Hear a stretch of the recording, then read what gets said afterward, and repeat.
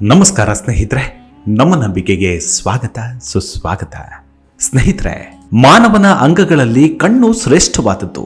ಹೊರ ಪ್ರಪಂಚ ನೋಡಲಾದವರು ನಿಜಕ್ಕೂ ದುರ್ದೈವಿ ಎಂದು ನಾವೆಲ್ಲರೂ ಭಾವಿಸಿದ್ದೇವೆ. ಅಂಥವರಿಗೆ ಕಣ್ಣುಳ್ಳ ನಾವೆಲ್ಲರೂ ಸಹಾಯ ಹಸ್ತ ಚಾಚುವುದು ಮಾನವನ ಸಹಜ ಗುಣ. ಜನ್ಮತಃ ಕಣ್ಣಿಲ್ಲದ ಹುಟ್ಟು ಕುರುಡರಿಗೆ ಕಣ್ಣು ನೀಡುವವರು ಸುಧಾನಿಗಳು. ನಮ್ಮ ಪುರಾಣದಲ್ಲಿ ಇಂತಹ ಪಾತ್ರಗಳಿದ್ವು. ಮಹಾಭಾರತದಲ್ಲಿ ಕಣ್ಣಿಲ್ಲದ ಹುಟ್ಟು ಕುರುಡ ಧೃತರಾಷ್ಟ್ರನಿಗೆ ಕೊನೆಗಾಲದಲ್ಲಿ ಕಣ್ಣಾದವನು ಸಂಜಯ. ಮಹಾಭಾರತ ಮಹಾಕಾವ್ಯದಲ್ಲಿ ಬರುವ ಪಾತ್ರ ಧೃತರಾಷ್ಟ್ರ. ವಿಚಿತ್ರ ವೀರ್ಯನ ಮೊದಲ ಪತ್ನಿ ಅಂಬಿಕೆಯ ಪುತ್ರ. ಹಸ್ತಿನಾಪುರದ ಅಂಧ ರಾಜನಾದ ಇವನಿಗೆ ಪತ್ನಿ ಗಾಂಧಾರಿಯಿಂದ 100 ಜನ ಪುತ್ರರು. ಇವರೇ ಕೌರವರು ಮತ್ತು ಒಬ್ಬಳು ಮಗಳು ದುಶ್ಯಲೆ. ಅವಳೇ ಮುಂದೆ ಜಯದ್ರಥನ ಪತ್ನಿಯಾಗ್ತಾಳೆ. ಇವರಲ್ಲಿ ದುರ್ಯೋಧನ ಮತ್ತು ದುಶ್ಯಾಸನ ಮೊದಲಿಬ್ಬರು. ಹೀಗೆ ಕಣ್ಣಿಲ್ಲದ ಧೃತರಾಷ್ಟ್ರನಿಗೆ ಕಣ್ಣಿನಂತೆ ಕಾರ್ಯನಿರ್ವಹಿಸಿದನೊಬ್ಬನಿದ್ದ. ಅವನೇ ಸಂಜಯ, ಅತ್ಯಂತ ಪ್ರಾಮಾಣಿಕ. ಅಷ್ಟಕ್ಕೂ ಈ ಸಂಜಯ ಯಾರು? ಸಂಜಯನ ಕುರಿತಾಗಿ ಮಹಾಭಾರತದಲ್ಲಿ ಬರುವ ಉಲ್ಲೇಖಗಳೇನು ಅನ್ನೋದನ್ನು ಇವತ್ತಿನ ಸಂಚಿಕೆಯಲ್ಲಿ ನೋಡೋಣ. ಅದಕ್ಕೂ ಮುನ್ನ ನಮ್ಮ ನಂಬಿಕೆಗೆ ನಿಮ್ಮ ಬೆಂಬಲವಿರಲಿ. ಸ್ನೇಹಿತರೆ, ಧೃತರಾಷ್ಟ್ರನ ಮಕ್ಕಳಾದ ಕೌರವರಿಗೂ ಅವನ ತಮ್ಮ ಪಾಂಡುವಿನ ಮಕ್ಕಳಾದ ಪಾಂಡವರಿಗೆ ಯುದ್ಧವಾಗುವ ಸಂದರ್ಭದಲ್ಲಿ ಅರಮನೆಯಲ್ಲಿ ಅಂಧರಾಜ ಧೃತರಾಷ್ಟ್ರನ ಸಮ್ಮುಖದಲ್ಲಿಯೇ ನೇರ ಯುದ್ಧ ವಿವರಣೆ ನೀಡುವ ದಿವ್ಯ ದೃಷ್ಟಿ ಪಡೆದವನೊಬ್ಬನಿದ್ದ. ಅವನೇ ಸಂಜಯ. ಈ ಸಂಜಯನೆಂದರೆ ಯಾರು? ಆತನಿಗೆ ಕುರುಕ್ಷೇತ್ರದಲ್ಲಾಗುವ ಯುದ್ಧದ ವಿವರಣೆಯನ್ನ ಅರಮನೆಯಲ್ಲಿಯೇ ಕುಳಿತು ಹೇಳುವುದಕ್ಕೆ ದಿವ್ಯ ದೃಷ್ಟಿ ನೀಡಿದವರಾರು ಎಂಬ ವಿಷಯವನ್ನು ಗಮನಿಸಿದರೆ, ಸಂಜಯ ಮಹಾಭಾರತದಲ್ಲಿ ಧೃತರಾಷ್ಟ್ರನ ಸಾರಥಿ. ಇವನಿಗೆ ದಿವ್ಯ ದೃಷ್ಟಿ ಅಂದರೆ ದೂರದಲ್ಲಿ ನಡೆಯುವ ಘಟನೆಗಳನ್ನು ಕುಳಿತಲ್ಲೇ ನೋಡುವ ಶಕ್ತಿ ಇತ್ತು.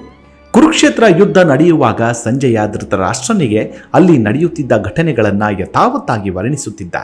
ಭಗವದ್ಗೀತೆಯ ಪ್ರಾರಂಭದಲ್ಲಿ ಸಂಜಯ ವಾಚ ಎಂಬ ವಾಕ್ಯ ಬರುತ್ತೆ.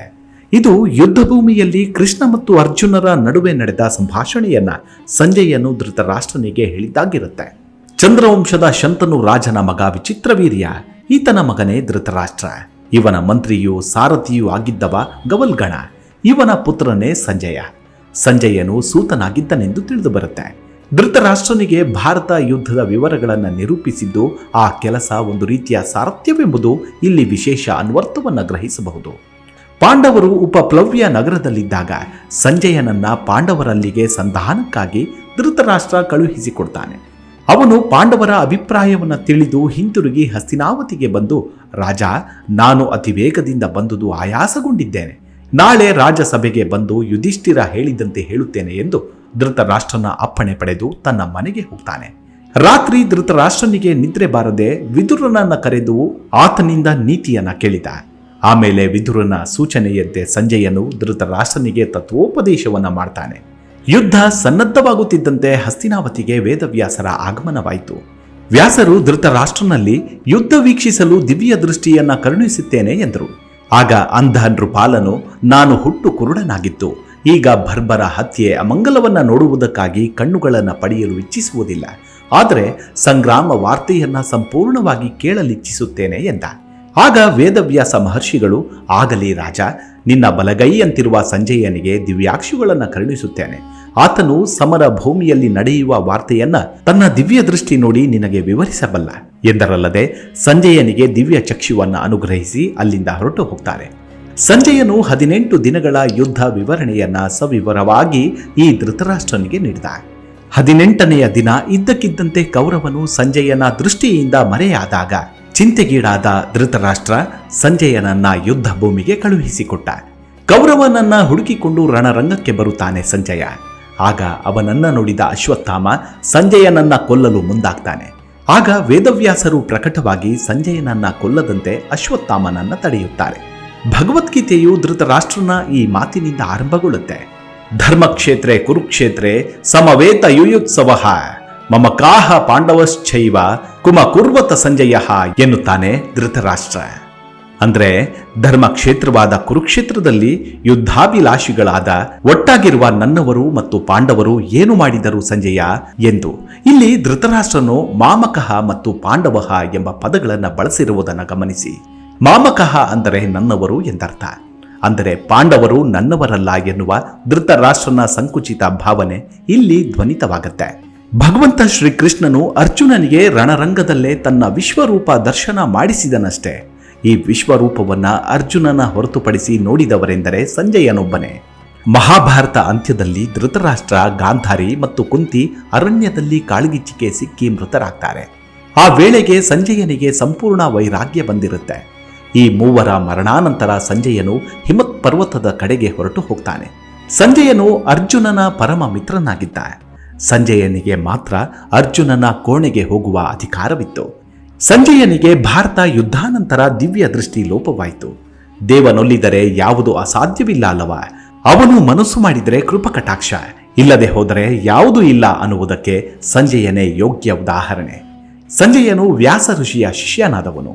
ಸಂಜಯ ಈ 18 ದಿನಗಳ ಯುದ್ಧವನ್ನ ಅದೆಷ್ಟು ಅದ್ಭುತವಾಗಿ ವರ್ಣಿಸಿದನೆಂದರೆ ಸಂಜಯನ ಪ್ರಾಮಾಣಿಕತೆ ಹಾಗೂ ಸಂಜಯನಿಗಿದ್ದ ಜ್ಞಾನವೇ ಅದಕ್ಕೆ ನೆರವಾಯಿತು.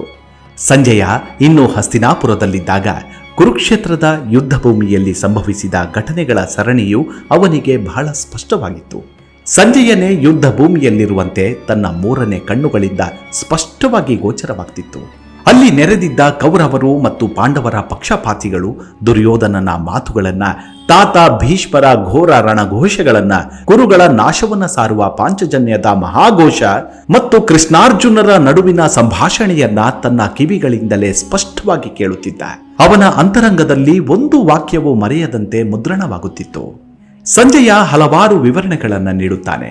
ಭೂಮಿ, ಗ್ರಹಗಳು, 100 ರಾಜ್ಯಗಳು, ಬುಡಕಟ್ಟುಗಳು, ಪ್ರಾಂತ್ಯಗಳು, ನಗರಗಳು, ಪಟ್ಟಣಗಳು, ಹಳ್ಳಿಗಳು, ನದಿಗಳು, ಪರ್ವತಗಳು ಮತ್ತು ಕಾಡುಗಳ ವಿಸ್ತಾರವಾದ ಪಟ್ಟಿಯನ್ನು ನೀಡ್ತಾನೆ. ಪ್ರತಿದಿನವೂ ಪ್ರತಿ ಪಕ್ಷವು ಅಳವಡಿಸಿಕೊಂಡ ಸೈನ್ಯದ ರಚನೆಗಳು, ಪ್ರತಿ ವೀರರ ಸಾವು ಮತ್ತು ಪ್ರತಿ ಯುದ್ಧದ ವ್ಯಾಸ ವಿವರಗಳ ಬಗ್ಗೆಯೂ ಸಂಜಯ ವಿವರಿಸ್ತಾನೆ. ಸಂಜಯನು ಯುದ್ಧದ ಪ್ರತಿ ಘಟನೆಗಳನ್ನ ಕಣ್ಣಿಗೆ ಕಟ್ಟಿದಂತೆ ಬಹಳ ಪ್ರಾಮಾಣಿಕನಾಗಿ ವಿವರಿಸ್ತಾನೆ. ಅಲ್ಲದೆ ಕೊನೆಗೆ ಕೃಷ್ಣ ಮತ್ತು ಅರ್ಜುನರ ಕೈಯಲ್ಲಿ ಕೌರವರ ನಾಶವಾಗುವುದೆಂದು ಧೃತರಾಷ್ಟ್ರನಿಗೆ ಭವಿಷ್ಯವನ್ನು ನುಡಿತಾನೆ. ಸಂಜಯನೆಂದರೆ ದೀರ್ಘ ಮತ್ತು ಕಠಿಣವಾದ ಆಧ್ಯಾತ್ಮಿಕ ಅಭ್ಯಾಸದಿಂದ ಉದ್ಭವಿಸುವ ಅಂತರ್ಗರ್ಭಿತ ಜ್ಞಾನವನ್ನು ಪ್ರತಿನಿಧಿಸುತ್ತೆ.